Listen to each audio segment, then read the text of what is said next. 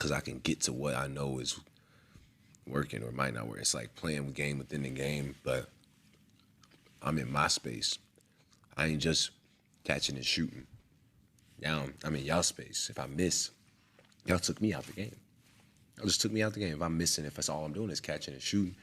But if I'm getting to do what I know I can do, which honestly, I feel like that's when I'm at my best, when I just have a roller and a shooter. Somehow, some way around me. Just a roller and a shooter. You can put whatever else in the other two spots. Look, hear me out. I know I said the Lakers may not need to do trades or whatever. Everything is fine. It's just a fallout, I guess. Nigga, shit is looking toxic. Shit is looking toxic. Before y'all even hear me talk, y'all gonna see the video of why the fuck you heard that video, the TikTok clip I just put in this bitch. Shit is looking toxic, bro. It's bad. It's bad. It's bad in LA. And benching D'Lo wasn't a good idea. But we about to react to his post game interview. I was trying to find the interview of the clip we watched in the beginning, but couldn't find it. So let's see if he kind of had any hints about this shit in this post game interview. Or maybe. Let's get into the video. Words of wisdom, Jay. Keep loving. Operate with love. Love first. Think love first. Keep working on your love. Everything is made out of love. It's our nature to love. Let's do our best. Road to 1K. Let's get into the vid. To your new role and how challenging has it been for you? Just playing basketball at the end of the day. He's That's what flawed. it is. That's a tough fit. So new role, new timing, all that. So once I get out there, it's just basketball. D'Lo, obviously the fourth time seeing Phoenix, but the first time with their big three fully healthy. I think they accounted for 67%. Nah, they fried niggas. I was watching that game. At the beginning, that fried made it niggas. Challenging once they were able to get going. They got the scoring, and it was kind of tough for us to kind of. They were frying niggas. Fouls and turnovers on top of that kind of just made it an easier night for them. So tough team. Yeah.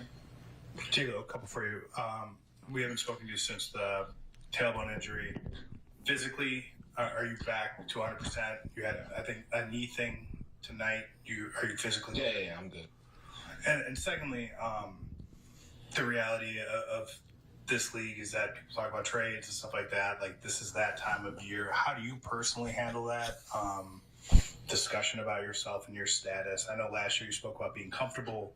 Yeah. I guess, are you uncomfortable right now? No. Yeah, as these things kind of rattle around. No, I mean, it is what it is.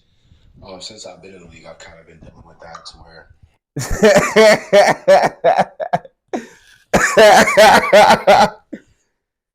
D'Lo's so traumatized. You know damn well he got a emergency luggage. You know, the emergency getaway bag around February, around this time. Because the way it's looking, bro, somebody might be leaving, bro. So I know that nigga's he prepared, bro. I know he's prepared, bro. You feel me? This is bro. Bro, the Lakers are bro. It's toxic, bro. It's toxic. It's toxic because a lot of people. You have to understand. Stephen A was right with the shit. Like, you really gotta have that mode and switch where you understand that, yo, the bright lights. Can you perform under the bright lights? Can you perform and know that you're gonna be on fucking national television critiqued every game? Like, to win as much game, like to win games, like this shit. This that Lakers aura, bro. Niggas gotta want it, bro. But D'Lo getting traded again is the hezzy part for me. Like, that's grimy. Like, he got traded again. That's grimy. I don't know. I can't control it. I know those That'd things be happen no matter how well or grimy. how well you play, how professional you act, how many shots you make. Or And it be on some, if you play well, that's good because we actually have a better chance of hitting the potential trade we want. You feel me? Like, it's a lose-lose. Because you could be so ass, and the nigga's like, nah, I don't want this nigga no more. And you happen to end up not getting traded because there's no good offers for you. The backyard. Heck yeah, And you talked about a conversation you had with Dwayne Wade on a trip to China. Obviously, it's a guy who played alongside LeBron a lot and had a lot of success. And you mentioned something about him telling you ways to find injury. I was just wondering if you could elaborate on that story.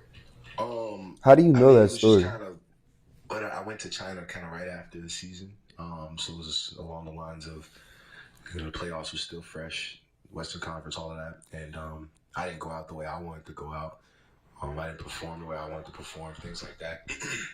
And I ended up going to China, and D-Wade was there, and he just mentioned that, the whole bullet train was only probably 4 or 5 hours, and it was just all basketball, high-level basketball conversation, ways to play alongside LeBron, things like that. And they benched them. Ways to affect It's the game crazy. without the ball, things like that. So being here now is just a newer position than I've ever been in. Now and when I first got here. It's all about getting adapted, bro. Season. So just continuing to weather the storm, weather the adjustments, and try to stay positive through the adversity.